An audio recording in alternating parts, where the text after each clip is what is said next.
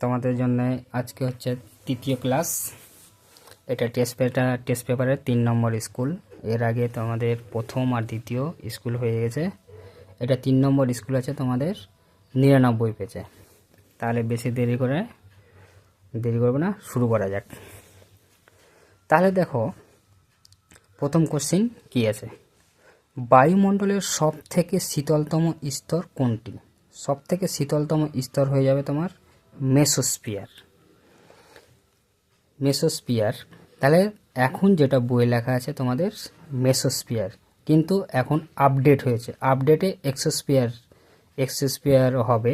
এরপরে যেগুলো বই এডিশন হবে হয়তো ওগুলোতে এক্সোস্ফিয়ার দেওয়া থাকবে, কিন্তু তোমাদের যারা 2025-এ মাধ্যমিক পরীক্ষা দিবে তারা মেসোস্ফিয়ারই লিখবে, এই পৃথিবীর বায়ুমণ্ডলের শীতলতম স্তরটি।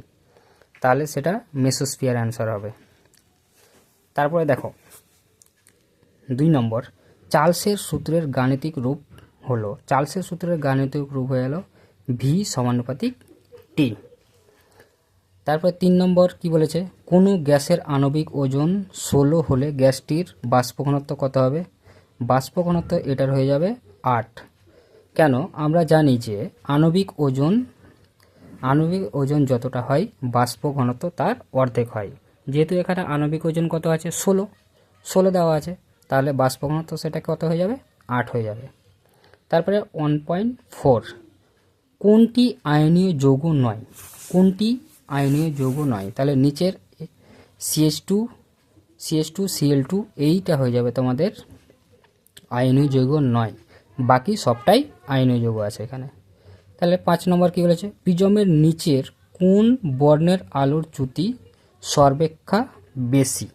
তাহলে এখানে চ্যুতি হয়ে যাবে তোমার বেগুনি বর্ণের, আর সবচাইতে কম লাল বর্ণের। তারপর দেখো এটা তোমাদের টেস্ট পেপারে অ্যান্সার ভুল দেওয়া আছে, তাহলে এটা ভালো করে দেখে নাও।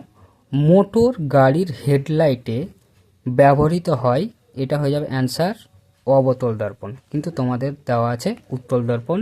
টেস্ট পেপার অ্যান্সার সেটা উত্তল দর্পণ হবে না, অবতল দর্পণ হবে। তারপরে 1.7 কি বলা হয়েছে, অ্যামমিটার পরিমাপ করে তড়িৎ প্রবাহ মাত্রা। তাহলে এটার অ্যান্সার হয়ে যাবে তড়িৎ প্রবাহ মাত্রা। তারপরে এটারও অ্যান্সার তোমাদের টেস্ট পেপারে ভুল দেওয়া আছে। দেখো একটাই স্কুলে দুটো অ্যান্সার ভুল দেওয়া আছে, তাহলে অবশ্যই তোমরা এখানে ইউটিউব দেখবে, যে কোনো ইউটিউব, তোমাদের অ্যান্সার এটা অবশ্যই ঠিকঠাক করে দেওয়া থাকবে। তাহলে দেখো এখানে কি বলেছে, 0.2 ওহম এর দুটি রোধকে সমান্তরাল সমবায়ে যুক্ত করলে তুল্য রোধের মান কত হবে? তাহলে তুল্য রোধের মান আমরা কি জেনেছিলাম, তুল্য রোধের মান সমান্তরাল সমবায়ে যদি যুক্ত থাকে তাহলে তুল্য রোধ কীরকম হয়, এটার অঙ্ক দেখো। তাহলে কত, 0.2 ওহম। তাহলে আমরা সমান্তরাল সমবায়ে যুক্ত থাকলে কি জানি, 1/r সমান 1/r1 1/r2 এরকম করে যতটা থাকবে আমরা এইভাবে প্লাস করে লিখতেই থাকবো, এটা সমান্তরাল সমবায়ের ক্ষেত্রে। তাহলে এখানে মাত্র দুটো আছে, তাহলে দুটো লিখেছি। তাহলে কত আছে এখানে তোমার দেখো 1/0.2 আর এখানে 1/0.2। তাহলে এই যে দশমিকটা উঠিয়েছি ওই জন্য উপরে একটা করে কি লিখেছি, 0 লাগিয়ে দিয়েছি। তাহলে 0, তাহলে 5 দুগুণে কত হয়েছে 10, 5 দুগুণে 10। তাহলে দশমিক উঠানোর জন্য উপরের 0টা দেওয়া হয়েছে, কিন্তু একটা লাইন কম করা হয়েছে এখানে, ব্যাস। তারপরে দেখো তাহলে 5 + 5 তাহলে কত হলো 10। তাহলে 1/r সমান 10 হলে এটাকে যদি উল্টে দিই তাহলে এটাও উল্টে যাবে। তাহলে এটা 8টা উপরে উঠালো, তাহলে এটা কি নিচে নেবে, তাহলে 1/10। তাহলে এই অ্যান্সারটা কত নম্বরে আছে দেখে নাও, তাহলে ডি নম্বরে, তাহলে ডি নম্বর অ্যান্সারটা হয়ে যাবে। তারপরে দেখো 1.9, রোধাঙ্কের এসআই এককটি হলো, তাহলে রোধাঙ্কের এসআই একক কোনটি? রোধাঙ্কের এসআই একক হয়ে গেল তোমার ওহম মিটার স্কোয়ার। রোধাঙ্কের এসআই একক হয়ে গেল তোমার ওহম মিটার স্কোয়ার। তারপরে 10 নম্বর, কোনটি সন্ধিগত মৌল? তাহলে সন্ধিগত মৌল, আমরা সন্ধিগত মৌল কি দেখেছি, এটা এর আগের স্কুলে দেখেছি। সন্ধিগত মৌল তোমার হচ্ছে কোনটা, 3 থেকে 12 নম্বর শ্রেণী পর্যন্ত মৌলগুলোকে সন্ধিগত মৌল, তার মধ্যে কি পড়ছে, কপার পড়ছে। তাহলে সন্ধিগত মৌল কোনটা হলো অ্যান্সার, কপার। তাহলে কোনটির রোধ তাপমাত্রার বৃদ্ধির সাথে কমে? তাহলে তাপমাত্রার বৃদ্ধির সঙ্গে রোধ কমে সেই সমস্ত যৌগ যারা অর্ধপ্রবাহী কোনগুলো? Silicon, germanium. তাহলে এখানে কি লোহা একটা দেওয়া আছে, তারপরে এটা দেখো পেজে কি দেওয়া আছে, এখানে দেখো সিলিকন, তাহলে এটার অ্যান্সার হয়ে যাবে সিলিকন। যদি জার্মেনিয়াম দেওয়া থাকতো তাহলে জার্মেনিয়াম হতো। তাহলে তামা, ইলেকট্রন আছে, তাহলে এগুলো হবে না।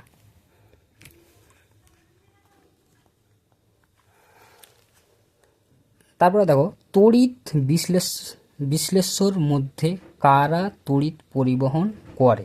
তাহলে এটার অ্যান্সার হয়ে যাবে আয়ন তড়িৎ প্রবহন করে। তারপরে 1-13 দেখো বক্সাইট কোন ধাতুর আকরিক? বক্সাইট হচ্ছে অ্যালুমিনিয়াম ধাতুর আকরিক। তারপরে কাঁচা ফল পাকাতে নিচের কোনটি ব্যবহৃত হয়? তাহলে এটার অ্যান্সার হয়ে যাবে ইথিলিন। কাঁচা ফল পাকাতে ইথিলিন ব্যবহার করা হয়।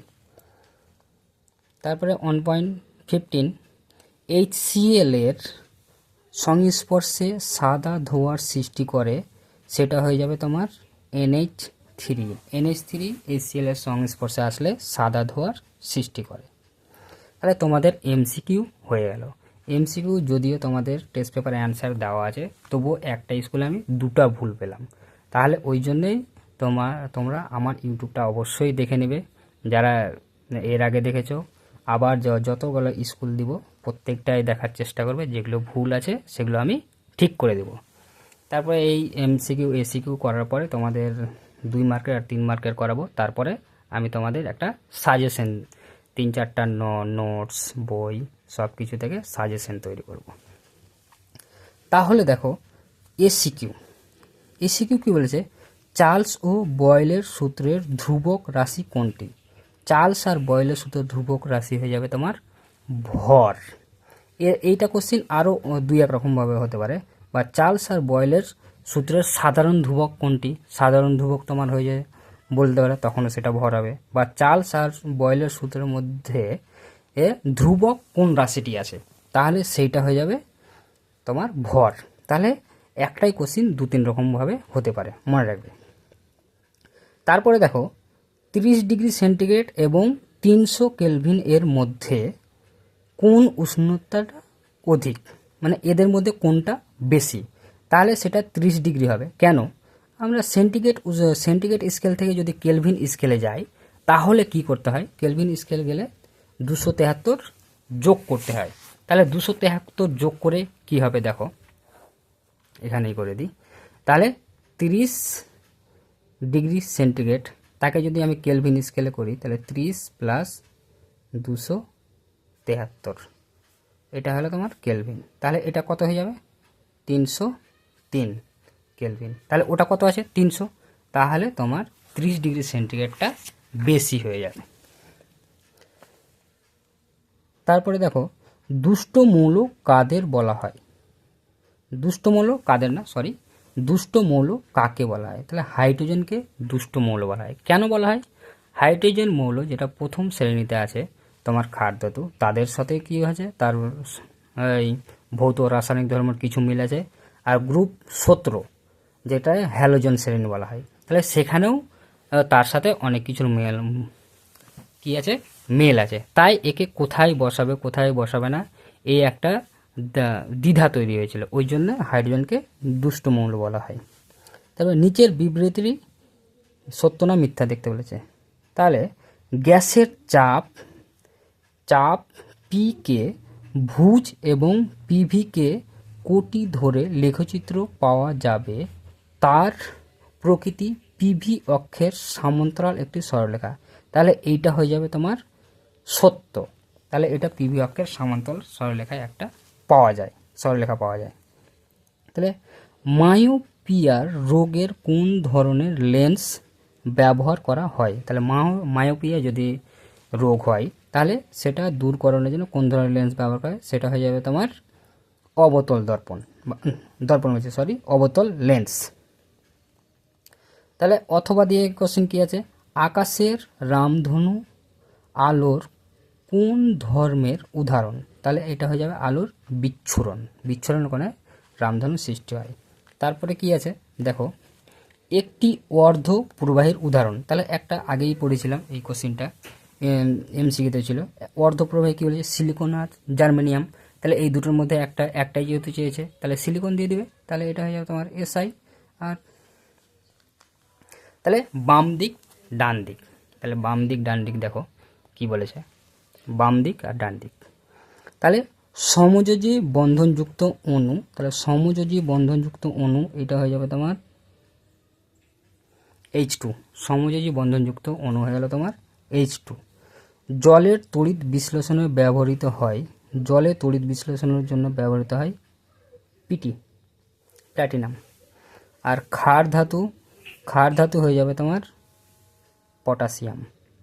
আর নোবেল গ্যাস সবাই জানো আর্গন, এয়ার।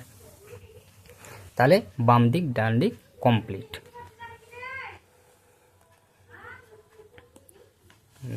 দেখতে পাওয়া যাচ্ছে, ব্যাস এবার দেখা যাচ্ছে। তবে দেখো সূর্যের মধ্যে কোন নিউক্লিয় বিক্রিয়া সংগঠিত হয়, তাহলে এটা হয়ে যাবে তোমার নিউক্লিয় সংযোজন। তাহলে এটা প্রথম দুটো স্কুলের মধ্যে একটা স্কুলে ছিল এই কোশ্চেনটা। অথবাটা কি বলেছে, তেজস্ক্রিয়তার এসআই একক কি, এটাও কোশ্চেন ছিল। তেজস্ক্রিয়তার এসআই একক হচ্ছে তোমার বেকারেল। শূন্য স্থান পূরণ করতে বলেছে, চিনির জলীয় দ্রবণ তড়িতের কি কুপরিবাহী। চিনির জলীয় দ্রবণ হয়ে যাবে তড়িতে তোমার কুপরিবাহী। তারপরে 2-10 সমযোজী ত্রিবন্ধন যুক্ত একটি মৌলের উদাহরণ। তাহলে সমযোজী ত্রিবন্ধন যুক্ত একটি মৌলের উদাহরণ হবে তোমার CCl4 আর NH3। তাহলে সমযোজী ত্রিবন্ধন যুক্ত মৌলের উদাহরণ কত আছে, 2-10। তাহলে 2-10 নম্বর অ্যান্সার হয়ে যাবে CCl4 বা CCl4 আর NH3, এই দুটো। তাহলে যে কোনো একটা দিলেই হবে, দুটো তো চাইনি, একটাই চেয়েছে। তাহলে 10 নম্বরটা হয়ে গেল। তারপর একটি সমযোজী যৌগের উদাহরণ দাও। তাহলে একটি সমযোজী যৌগের উদাহরণ চেয়েছে। তাহলে সমযোজী যৌগের উদাহরণ, তখন সমযোজী যৌগের অনেক উদাহরণ আছে। যেরকম সমযোজী যৌগ আছে তোমার গ্লুকোজ, চিনি, এই সমস্ত সমযোজী যৌগ। তাহলে একটি চেয়েছে, যে কোনো একটা লিখলে হয়ে যাবে। আর জলে দ্রাব্য, এখানে আর একটা শর্ত দিয়েছে, যা জলে দ্রাব্য, তাহলে অবশ্যই গ্লুকোজ লিখতে হবে। জলে দ্রাব্য যেহেতু বলে দিয়েছে, তাহলে গ্লুকোজ লিখতে হবে। তাহলে অ্যানোড মাঠ কি, অ্যানোড মাঠ এটা দেখো, এটা ইম্পর্টেন্ট কোশ্চেন আছে। তাহলে অ্যানোড মাঠ তোমার কি, তাহলে অ্যানোড মাঠ হচ্ছে তড়িৎ বিশ্লেষণের সময় যেখানে একটা ক্যাথোড হিসাবে নেওয়া হয় আর একটা অ্যানোড হিসাবে নেওয়া হয়, দুটা ধাতব পাত নেওয়া হয়। তাহলে এবার অ্যানোডের নিচে ওই তড়িৎ বিশ্লেষণের সময় অ্যানোডের নিচে এক ধরনের কাদা জাতীয় কী হয়ে যায়, ধাতুর অবশিষ্ট অংশ পড়ে যায়, সেইটাকেই বলা হয় অ্যানোড মাঠ। তারপর শূন্যস্থান পূরণ কি বলেছে, ক্রায়োলাইট ড্যাশ ধাতুর আকরিক। ক্রায়োলাইট হচ্ছে তোমার অ্যালুমিনিয়াম ধাতুর আকরিক। তাহলে হলো, এবার সত্য না মিথ্যা, বিশুদ্ধ জল তড়িতে সুপ্রবাহী। বিশুদ্ধ জল তড়িতে সুপ্রবাহী নয়, এটা হয়ে যাবে মিথ্যা। তাহলে জলের সাথে কিছু মিশে থাকলে তাহলেই তড়িৎ পরিবহন করবে, না হলে করবে না। তাহলে 2-14 কি বলেছে, এলপিজির পুরো নাম কি। এলপিজির পুরো নাম হচ্ছে লিকুইফাইড পেট্রোলিয়াম গ্যাস। তাহলে লিখে দিই, তাহলে তোমাদের সুবিধা হবে। এলপিজি কয় নম্বর অ্যান্সার কোশ্চেন আছে, 2-14। তাহলে 2-14 লিকুইফাইড পেট্রোলিয়াম গ্যাস দেখা যাচ্ছে, হ্যাঁ liquid LIQUIFIED liquefied petroleum gas, এটা পিটা বড় হাতে দিয়ে দেবে, ব্যাস লিকুইফাইড পেট্রোলিয়াম গ্যাস। ব্যাস লিখে নাও তোমরা ভিডিওটা পজ করে। তাহলে এবার দেখো এটা, তাহলে জার্মান সিলভারে কত শতাংশ সিলভার আছে? তাহলে তোমাকে মনে রাখতে হবে এই কোশ্চেনটা, জার্মান সিলভারে কোনো সিলভার নাই, মানে 0%। এটার অ্যান্সার হয়ে যাবে 0%। অথবা তে কী বলেছে, কোন ধাতু কাঁসা ও পিতলের উভয়ই থাকে? তাহলে কাঁসা আর পিতলে উভয়ই থাকে কপার, Cu। তাহলে Cu কপার ধাতু কি থাকে তোমার কাঁসা আর পিতলে উভয়ই থাকে। তাহলে অ্যাসিটিক অ্যাসিডের ইউপ্যাক নাম কি? তাহলে অ্যাসিটিক অ্যাসিডের তার আগে সংকেত জেনে নিতে হবে। তাহলে সংকেতটা কি? অ্যাসিটিক অ্যাসিডের সংকেত, অ্যাসিটিক অ্যাসিডের সংকেত হলো তোমার CH3COH। তাহলে এটার ইউপ্যাক নাম চেয়েছে। তাহলে কি করা যাবে? ইউপ্যাক নাম, তাহলে এখানে একটাই কার্বন আছে, এটা তো তোমার কার্যকরী মূলকের COOH, তাহলে একটাই। তাহলে এখানে সবটাই সিঙ্গেল বন্ড আছে, এখানে 3টা হাইড্রোজেনের। তাহলে সিঙ্গেল বন্ড থাকলে কি হয়? মিথ। আর এখানে যদি কার্যকরী মূলক থাকে তাহলে সিঙ্গেল বন্ডের ক্ষেত্রে আন আনতে হয়। আর এটা কি? COH থাকলে ওইক অ্যাসিড,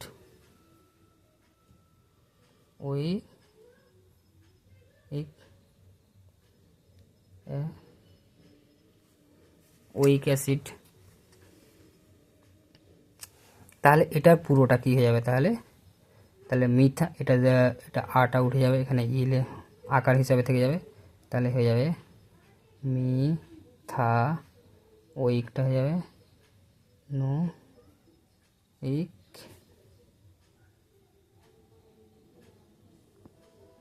অ্যাসিড। এটার ইউপ্যাক নাম হয়ে যাবে